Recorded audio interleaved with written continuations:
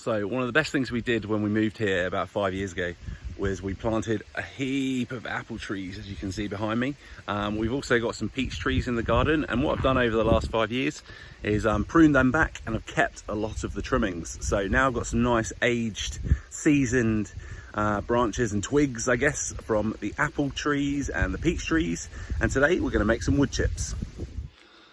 So here we've got a little peach wood branch.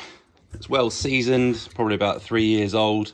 And all we're going to do is use our saw, cut it into small chunks, and then use our little axe just to split it into chips. So very simple, and just trying to be as sustainable as possible.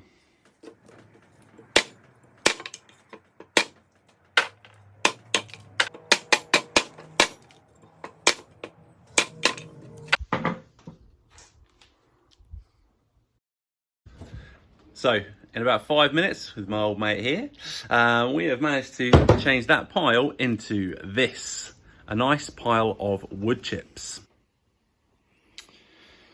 So on this side, these are all peach wood, and then I've just got a small bit of apple, and we'll test them out and see how they taste.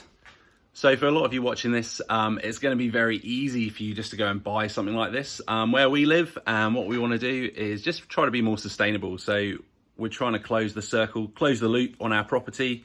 So we have to buy as little as possible. So if I can make use of a natural resource like peach wood or apple wood and use it to create some fantastic tasting food, then I'll just do that. Leave a thumbs up if this was useful or you like this video, and subscribe if you're new.